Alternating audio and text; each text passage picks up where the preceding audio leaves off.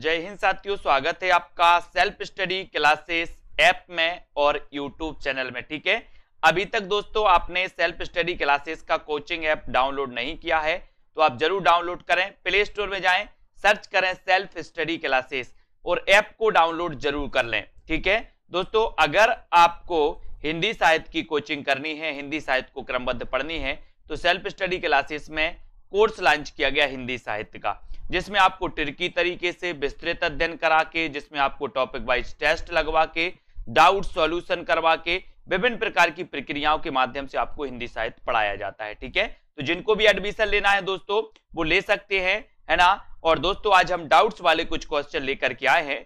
आपसे एक क्वेश्चन पूछा जाता है कि साय में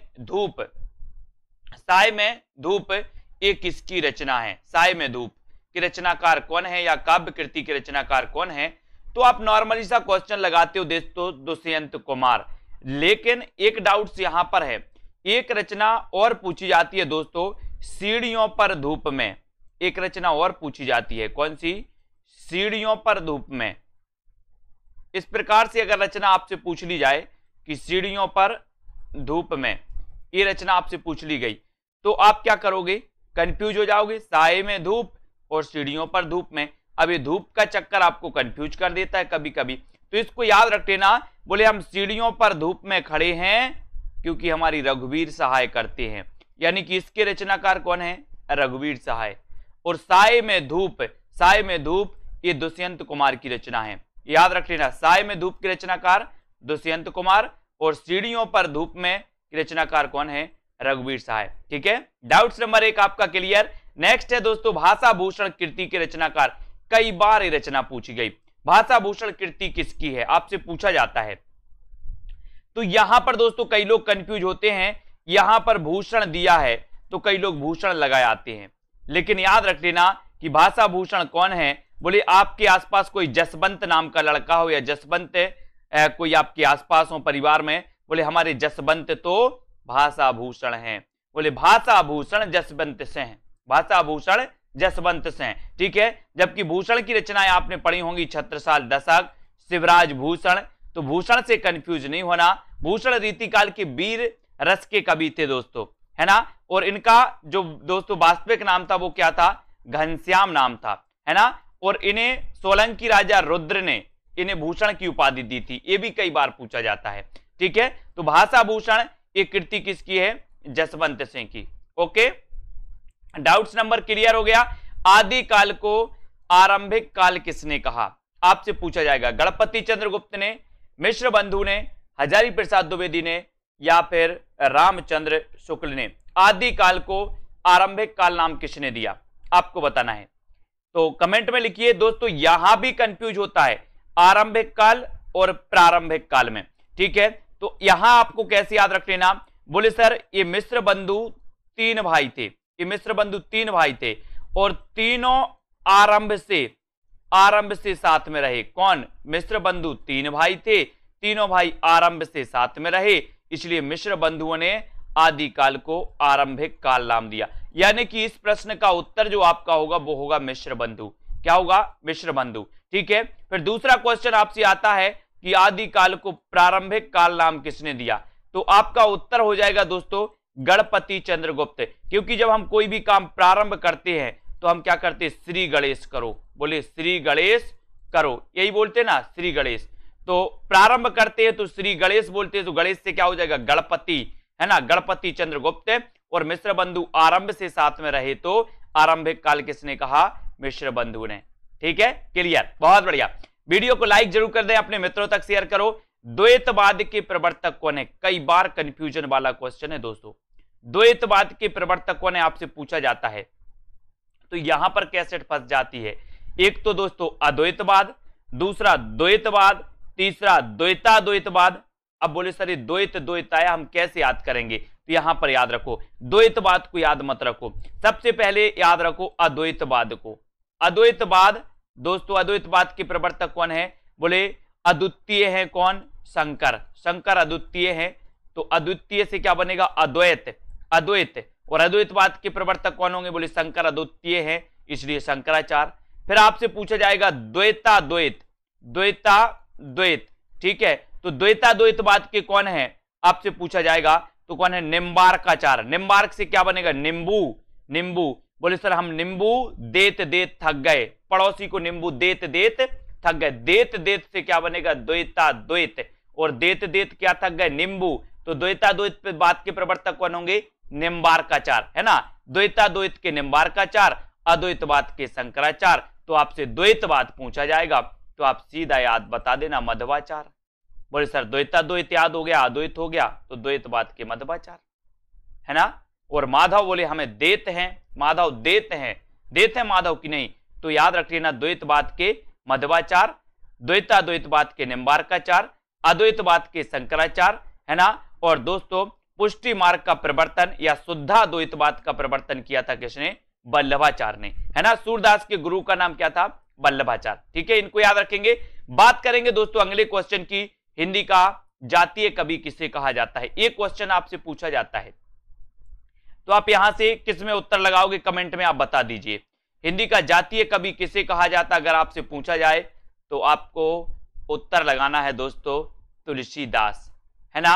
अगर आपसे पूछा जाए कि जातीय कवि किसे कहा जाता है, जातीय कवि, क्योंकि आपको पता है कि बच्चन सहने दोस्तों, बच्चन सहने विद्यापति को जातीय कवि कहा। तो जातीय कवि कहा जाता है विद्यापति को, और हिंदी का जातीय कवि कहा जाता है तुलसीदास को, ठीक है। तो आपसे पूछा जाएगा कि बच्चन सेन ने जातीय कवि किसे कहा, तो आप विद्यापति लगाना। एक क्वेश्चन और आता है, मैथिल कोकिल किसे कहा जाता है, विद्यापति। अभिनय जयदेव किसे कहा जाता है, अभिनव जयदेव, विद्यापति। कवि कुलशेखर किसे कहा जाता है, तो विद्यापति, है ना। ये विद्यापति है जिन्हें जातीय कवि कहा जाता है, लेकिन हिंदी का जातीय कवि तो कौन है, तुलसीदास, है ना। याद रख लेना, इन्हें तुलसीदास को अनुप्रास का बादशाह भी कहा जाता है, रूपकों का बादशाह भी कहा जाता है, किसको, तुलसीदास को। इनको याद रख लेना। इनकी रचनाओं की ओर मैं आपको ट्रिक बता दे रहा हूं।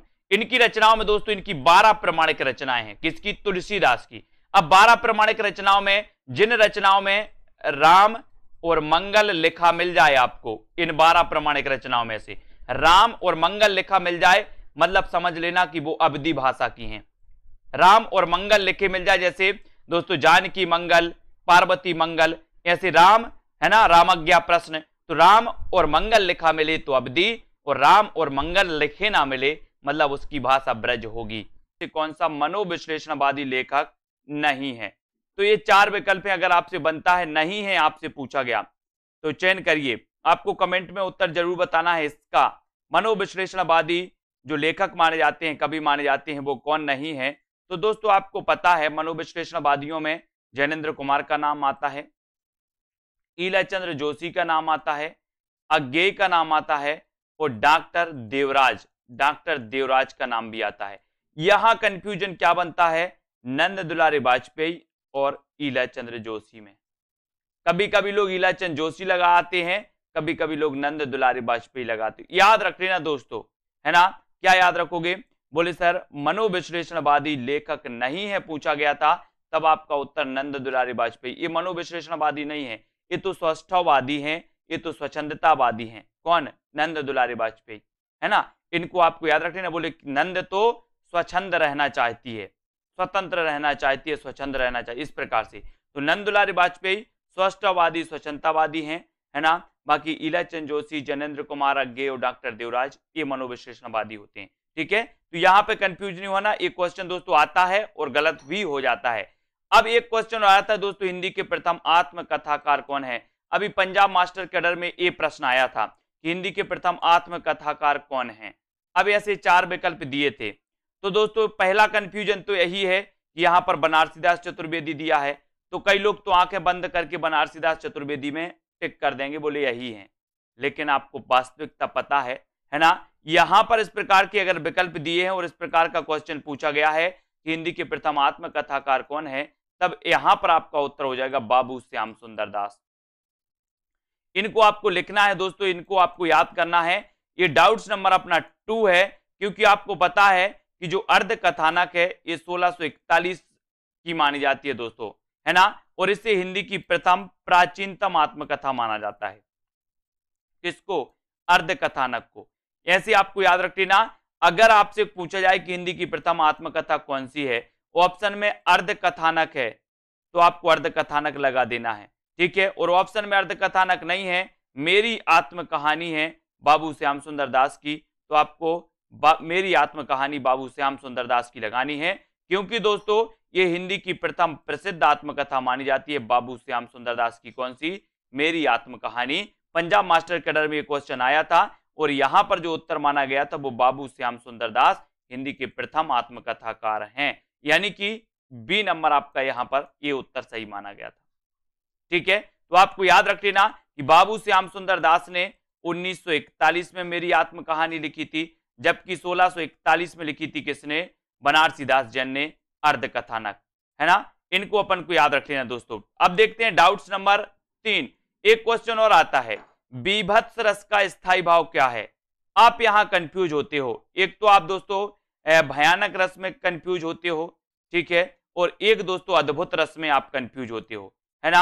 आपको पता है अद्भुत रस का स्थायी भाव माना जाता है विस्मय या फिर आश्चर्य, है ना। बोले अद्भुत आश्चर्य है, हमने देखा अद्भुत आश्चर्य देखा, अद्भुत विस्मय देखा, तो अद्भुत रस का जो स्थायी भाव होता है वो तो विस्मय या आश्चर्य होता है। लेकिन यहां बीभत्स पूछा गया, कई लोग बीभत्स रस का लगा आते हैं आश्चर्य, याद रख लेना। बीभत्स रस का स्थायी भाव जुगुप्सा है और एक क्वेश्चन पूछा जाता है, डाउट्स वाला प्रश्न है। बीभत्स रस का स्थायी भाव क्या है? जुगुप्सा। और कुछ लोग अद्भुत का पूछा जाता है, अद्भुत रस का स्थायी भाव क्या है या बीभत्स रस का स्थायी भाव क्या है, तो कुछ लोग आश्चर्य लगा के आ जाते हैं, डाउट्स, है ना। ये जुगुप्सा है बीभत्स रस का, इसे घृणा भी कहा जाता है, घृणा, है ना। जबकि दोस्तों अद्भुत रस का जो माना जाता है विस्मय या फिर आश्चर्य, और भयानक रस का भय माना जाता है। इन पे आपको याद रख लेना, यहां से तीनों रसों से अगर स्थायी भाव पूछा जाता है तो इन तीनों रसों से ही पूछा जाएगा, भयानक, अद्भुत और बीभत्स, इनके स्थायी भाव आपको आने चाहिए, ठीक है। एक पति के नोट्स की रचनाकार कौन है? ये किसकी रचना है? तो यहां पर आपको याद रख लेना दोस्तों, एक पति के नोट्स की रचनाकार कौन है? महेंद्र भल्ला। एक पत्नी के नोट्स की रचनाकार कौन है? तो ममता कालिया। और एक कस्बे के नोट्स की रचनाकार कौन है? तो नीलेश रघुवंशी। अब आपको कंफ्यूज नहीं होना, एक पति के नोट्स भल्ला, महेंद्र भल्ला। बोले पति के नोट्स किसी को दिए तो भल्ला भल्ला पढ़ेंगे पति के, और पत्नी के नोट्स अगर किसी को दिए तो पत्नी फिर कालिया बन जाएगी, कालिया। तो पत्नी के नोट्स ममता कालिया और दोस्तों एक कस्बे के नोट्स नीलेश रघुवंशी। ये तीनों क्वेश्चन आते हैं, कंफ्यूज नहीं होना। यहां पर एक पति के नोट्स पूछा गया इसलिए आपका महेंद्र भल्ला आपका बिल्कुल सही हो जाएगा। डाउट्स होता है इन प्रश्नों में, ठीक है। अगला क्वेश्चन है, पंच परमेश्वर कहानी के लेखक कौन है? तो दोस्तों अभी तक आपको इतना ही पता था कि पंच परमेश्वर कहानी के जो लेखक हैं वो लेखक हैं प्रेमचंद, ठीक है। लेकिन अब आपको याद रख लेना कि पंच परमेश्वर कहानी प्रेमचंद की तो है ही, साथ ही दोस्तों रांगे राघव की भी कहानी पंच परमेश्वर है। तो पंच परमेश्वर कहानी किन दो लेखकों की है? एक तो प्रेमचंद जी की भी कहानी है और दूसरी रांगे राघव की भी कहानी है, ठीक है। तो डाउट्स नंबर दोस्तों आपका 5 यहां पर क्लियर होता है। जाति पाति पूछे नहीं कोई, हरि को भजे सो हरि को होई।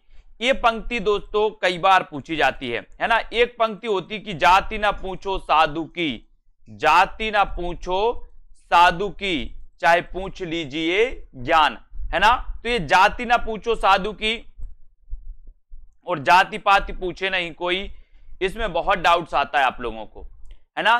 तो ये जातु ना पूछो साधु की, ये तो दोस्तों कबीरदास की पंक्ति है। कौन सी? जाति ना पूछो साधु की। और एक जाति पाति पूछे नहीं कोई, हरि को भजे सो हरि को होई, ये पंक्ति किसकी है? ये पंक्ति है दोस्तों रामानंद की। अब यहां हरि आए, हरि, तो हरि कौन थे? बोले सर हरि को भजे सो हरि को होई, है ना। ये हरि तो कौन थे? बोले सर राम थे, राम, हरि भगवान थे, है ना। तो राम से क्या बनेगा? रामानंद। तो जाति पाति पूछे नहीं कोई, हरि को भजे सो हरि को होई, ये जो पंक्ति है ये पंक्ति है रामानंद की। और जाति पाति पूछो नहीं कोई, है ना, ये जाति ना पूछो साधु की, चाहे पूछ लीजिए ज्ञान, ये पंक्ति कबीरदास की है, ठीक है। तो इन पंक्तियों में अपन को कंफ्यूज नहीं होना है, ठीक है। अगला डाउट्स अपन देखते हैं दोस्तों, यहां पर भक्ति द्रविण उपजी लाई रामानंद। अब यहां क्या कंफ्यूज होता है, कंफ्यूजन आपके अंदर आता है। यहां रामानंद लिखा है तो आप रामानंद लगा देते हो कि ये पंक्ति रामानंद की है, जबकि आपको पता है कि भक्ति दक्षिण में उपजी थी, रामानंद उत्तर भारत में इन्होंने इसका प्रचार प्रसार किया था। लेकिन दोस्तों ये पंक्ति जो है भक्ति द्रविण उपजी लाए रामानंदे, ये कबीरदास की पंक्ति है। ये रामानंद के बारे में कही गई, भक्ति द्रविण उपजी लाए रामानंद, तो रामानंद के बारे में कही गई, तो ये रामानंद तो नहीं कहेंगे, कौन कहेंगे, कोई और कहेगा। कोई और में कौन आता है, वो आते हैं कबीर, है ना। तो भक्ति द्रविण उपजी लाए रामानंद, ये पंक्ति दोस्तों कबीरदास द्वारा कही गई है। ये पंक्ति रामानंद के लिए कही गई है ना। याद रखते ना, कबीर के गुरु का नाम क्या था, रामानंद, है ना। मुस्लिम संप्रदाय के अनुसार शेख तकी इनके गुरु का नाम था, ठीक है। तो एक भी आपको याद रख लेना, है ना। तो ये भी आपका डाउट्स क्लियर होता है। नेक्स्ट है दोस्तों, नई कविता के प्रतिमान के लेखक कौन है। दोस्तों यहां एक डाउट्स है, एक तो पूछा जाता है आप तो कविता के नए प्रतिमान, है ना, कविता के नए प्रतिमान, और दूसरा पूछा जाता है नई कविता के प्रतिमान, नई कविता के प्रतिमान और कविता के नए प्रतिमान, कविता के नए प्रतिमान। तो इसको याद रख लेना है, नई कविता के प्रतिमान यानी कि लक्ष्मीकांत वर्मा, और कविता के नए प्रतिमान यानी कि नामवार से हैं। अब कैसे याद रखोगे इसको, आपको पता है दोस्तों, सबसे पहले यहां पर क्या आ रहा है, कविता के नए प्रतिमान, और कविता किसी का क्या है, नाम है। कविता किसी का नाम होता कि नहीं होता ना, तो ये कविता सबसे पहले आए, मतलब ये कविता किसी का नाम है, तो ये रचना किसकी होगी, नामवार से की, भूलना नहीं। और यहां पर नई कविता, नई पहले आ रहा है, तो हम नई नई लक्ष्मी को पकड़ते हैं, है ना। जो अपने पास रखी है वो तो रखी है, बाकी हम नई नई लक्ष्मी को पकड़ने की कोशिश करते, लक्ष्मी को बोले नई नई लक्ष्मी आ जाए, तो नई नई लक्ष्मी, तो नई पहले आया यानी कि लक्ष्मी, तो लक्ष्मीकांत वर्मा, और कविता पहले आई यानी कविता किसी का नाम है, तो ये रचना किसकी होगी, नामवार से की। ठीक है, डाउट्स क्लियर, ऐसे ही डाउट्स क्लियर करेंगे। लाइक और शेयर जरूर करते जाएं। महज डिप्टी राष्ट्र कवि किसे कहा जाता है। आपने पढ़ा होगा दोस्तों कि राष्ट्र कवि कहा जाता है किसे, राष्ट्र कवि कहा जाता है दिनकर को। किसे कहा जाता है, दिनकर को। राष्ट्र कवि मैथिली शरणगुप्त को, है ना, राष्ट्र कवि मैथिली शरणगुप्त को कहा जाता है। लेकिन महज डिप्टी राष्ट्र कवि स्वयं को कहा था किसने, दिनकर जी ने स्वयं को महज डिप्टी राष्ट्र कवि कहा था। कभी ऐसा आपसे पूछा जाए कि महज डिप्टी राष्ट्र कवि किसे कहा जाता है, तो आपको लगाना दिनकर, और राष्ट्र कवि किसे कहा जाता है, तो आपको लगाना मैथिली शरणगुप्त। ठीक है, क्लियर, हाँ, बहुत बढ़िया। अब यहां पर आते हैं दोस्तों, अगला क्वेश्चन देखते हैं, हार की जीत कहानी के रचनाकार कौन है। हार की जीत कहानी दोस्तों, इसके रचनाकार आपको पता होगा, बोले सर आपको ज्यादा पता है सुदर्शन की। हार की जीत कहानी का कि आपने पढ़ी होगी बाबा भारती वाली, तो आपको ज्यादा पता है सुदर्शन की, तो आप सुदर्शन लगा के आओगे। लेकिन आपको पता होनी चाहिए कि हार की जीत कहानी प्रेमचंद की भी है। किसकी भी है, प्रेमचंद जी की भी है। बोले प्रेम में भी हार की जीत होती है ना। सुदर्शन तो आपको पता ही है। तो ये दोनों लेखकों के द्वारा दोस्तों, हार की जीत प्रेमचंद की द्वारा भी लिखित है और सुदर्शन द्वारा लिखित भी कहानी है, दोनों की कहानी है ना, दोनों की कहानी, प्रेमचंद की भी और सुदर्शन की भी। कौन सी, हार की जीत। ठीक है, डाउट्स क्लियर, हार की जीत कहानी आपको पता चल गया। अब यहां पर दोस्तों अपने कितने 5 प्रश्न आज के कंप्लीट होते हैं। ऐसे ही दोस्तों डाउट्स वाले प्रश्न आपके पास अगर हैं तो आप कमेंट में लिखें। पूस की रात कहानी के रचनाकार कौन है, आपसे प्रश्न पूछा जाएगा। तो दोस्तों आपको अभी तक यही पता है कि पूस की रात जो कहानी है वो किसकी है। तो अगर आपसे बनता है तो आपका बिल्कुल सही आंसर यहां पर आना चाहिए, और उत्तर हो जाता है क्या, प्रेमचंद, है ना। ये आपने पढ़ा है, पूस की रात की रचनाकार कौन है, प्रेमचंद। ये तो लगभग सभी लोगों को पता होगा। लेकिन एक क्वेश्चन और पूछा जाता है दोस्तों, पूस की रात के बाद, है ना, पूस की रात के बाद अगर आपसे पूछा जाता है तो आप क्या उत्तर लगाओगे, बादशाह हुसैन रिजवी। यहां कंफ्यूज नहीं होना, ऑप्शन में प्रेमचंद भी हो सकता है। पूस की रात के बाद की रचनाकार कौन है, तो कई लोग कंफ्यूज होकर प्रेमचंद लगा देते हैं, क्योंकि उनको पता है पूस की रात तो प्रेमचंद की है, तो ये पूस की रात के बाद यानी कि ये भी प्रेमचंद की ही होगी। ऐसा नहीं करना। पूस की रात कहानी ये प्रेमचंद जी की है दोस्तों, और पूस की रात के बाद ये बादशाह हुसैन रिजवी की है, बादशाह हुसैन रिजवी की। ठीक है, तो इन क्वेश्चनों को अपन को समझना है, क्लियर करना है। तेरी मेरी उसकी बात, तेरी मेरी उसकी बात दोस्तों ये किसकी रचना है? तो ये आपको याद रख लेना, तेरी मेरी उसकी बात। मैंने कई बार आपको बताया है कि तेरी मेरी उसकी बात ये जो रचना है दोस्तों ये किसकी है? यशपाल की। मैंने याद भी करवाया, बोले तेरी मेरी उसकी बात यश को मत बताना। किसको नहीं बताना? यश को। तो यश से क्या बनेगा? यशपाल, है ना। तेरी मेरी उसकी बात यशपाल को मत बताना, ऐसे करके। तो ये तेरी मेरी उसकी बात ये यशपाल जी की रचना है। जबकि एक क्वेश्चन पूछा जाता है दोस्तों कोठरी की बात, कोठरी की बात। बोले सर कोठरी की बात कैसी रहनी चाहिए? कोठरी की बात अपन बोलते हैं ना, कोठरी की बात है ये कैसी रहनी चाहिए? अग्गे, किसी को पता नहीं होनी चाहिए, अग्गे रहनी चाहिए, है ना। तो कोठरी की बात ये जो दोस्तों कहानी संग्रह है ये किसका है? अग्गे जी का, है ना। और तेरी मेरी उसकी बात ये जो रचना है ये दोस्तों किसकी है? यशपाल जी की। ठीक है, तो ये डाउट्स आपके क्लियर होते हैं यहां पर। अगला डाउट्स देखते हैं, अगला हिंदी के प्रथम कवि कौन है? हिंदी के प्रथम कवि कौन है? तो नॉर्मल सा क्वेश्चन है दोस्तों, आपको सभी को पता है कि राहुल सांकृत्य ने हिंदी का प्रथम कवि माना सरहपाद को, सभी को पता है। लेकिन डाउट्स क्या है वो देखो। डाउट्स क्या है? हिंदी की प्रथम रचना कौन सी है? बोले सर श्राप का चार, श्राप का चार। ठीक है, इसके रचनाकार कौन है? तो आपको पता है कौन है? देवसेन।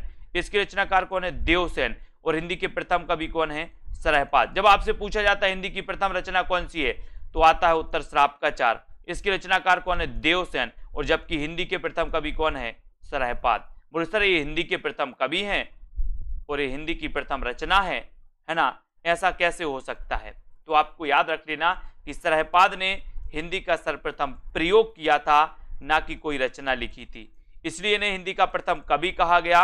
और हिंदी की जो प्रथम रचना लिखी थी वो देवसेन ने लिखी थी, इसलिए श्राप का चार को हिंदी की प्रथम रचना कहा गया। तो हिंदी की प्रथम रचना श्राप का चार देवसेन कृत 933 ईस्वी की मानी जाती है दोस्तों।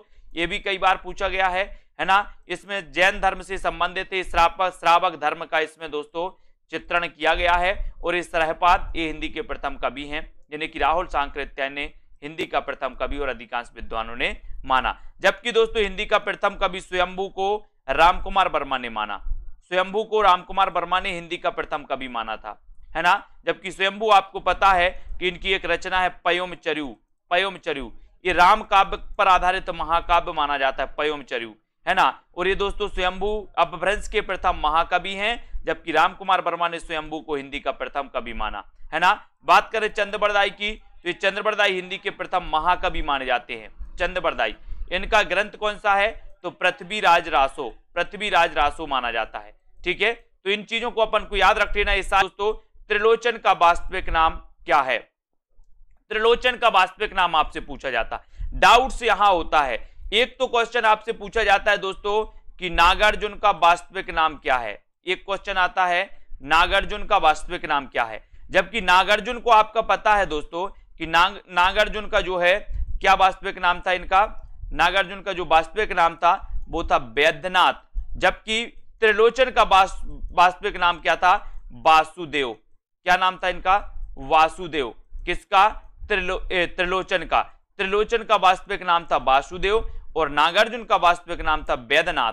और ये नागार्जुन आपको पता है यात्री नाम से लिखते थे, यात्री नाम से मैथिली में, है ना। तो ये भी आपको याद रख लेना। तो नागार्जुन का वास्तविक नाम क्या था? वैद्यनाथ। ठीक है, और त्रिलोचन का वास्तविक नाम क्या था? तो वासुदेव, है ना। यहां से क्वेश्चन कई बार पूछे जाते हैं। हरिऔध को अपन जानते हैं, अयोध्या से उपाध्याय हरिऔध, इनका ग्रंथ महाकवि, ये प्रथम दोस्तों हिंदी खड़ी बोली के प्रथम महाकवि माने जाते कौन? हरिऔध जी, है ना। इनका हिंदी खड़ी बोली का जो दोस्तों आप जानते हैं खड़ी बोली का प्रथम जो महाकाव्य है वो कौन सा है? प्रिय प्रवास। कौन सा है? प्रिय प्रवास। तो हरिऔध जी इनका महाकाव्य प्रिय प्रवास। प्रिय प्रवास खड़ी बोली का प्रथम महाकाव्य है। ये भी क्वेश्चन कई बार पूछा जाता। तो यहां पर डाउट्स अपना था कि त्रिलोचन का वास्तविक नाम वासुदेव और नागार्जुन का वास्तविक नाम क्या था? वैद्यनाथ। कई लोग त्रिलोचन के चक्कर में वैद्यनाथ लगा देते हैं, इसलिए कंफ्यूज नहीं होना। अगला क्वेश्चन आपके लिए, प्राकृत पेंगलम ग्रंथ की रचनाकार कौन है? अगला डाउट्स है प्राकृत पेंगलम, ये रचना भी कई बार पूछी जाती है।